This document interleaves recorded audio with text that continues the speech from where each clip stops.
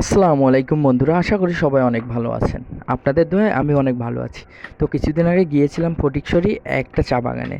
তো ওখানে গিয়ে অনেক ভিডিও করেছিলাম, কিন্তু আসলে সময় স্বল্পতার কারণে এখনও কোনো ভিডিও দেওয়া হয়নি। তাই মন চাইলো যে আপনাদের উদ্দেশ্যে একটা ছোট্ট ভিডিও বানাই। চা বাগানের ভেতরেই কিছু বাংলো ছিল, তার মধ্যে আমরা ছোট্ট একটা বাংলোয় ছিলাম, যে বাংলোটা আমাদের অনেক ভালো লেগেছে, কারণ এই বাংলোর চারপাশ থেকে চা বাগানটা অনেক উপভোগ করা যাচ্ছিল।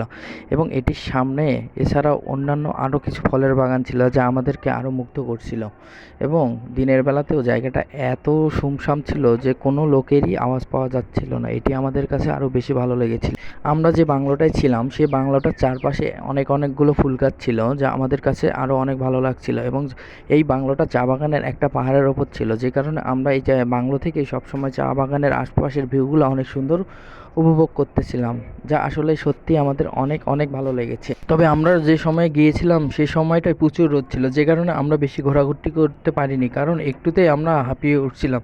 যে কারণে আমরা বেশিরভাগ সময় এই বাংলোতেই পার করে দিয়েছি। কিন্তু বাংলোর সামনটা এত সুন্দর ছিল, এক সময়ও আমাদেরকে বোরিং লাগেনি, যে কারণে এই সময়টা ভালোই উপভোগ করেছিলাম। এবং সামনে অনেক বড় পুকুর ছিল, পুকুরে বড় বড় মাছও ছিল।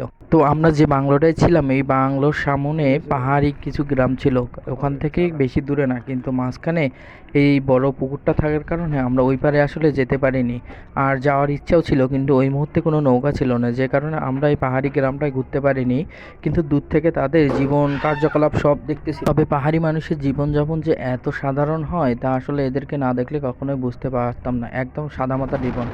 তো এইসব দেখতে দেখতে আমাদের যে কখন সময় পার হয়ে গেছে আমরা আসলে বুঝতেই পারি না। পরে আমাদের ফেরার পালা শুরু হয়ে গেছে, তাই তো আমরা এই চা বাগানের ভেতর দিয়ে খোলা গাড়িতে করে বাড়ির উদ্দেশ্যে রওনা দিলাম। এবং এরই সাথে আজকের মতো ভিডিওটা শেষ করলাম। হ্যাঁ, আর একটা কথা, এখানে কিন্তু কীভাবে চা বানায় সেটা দেখেছি, তার ভিডিও আসতেছে পরের ভিডিওতে। ভালো থাকবেন।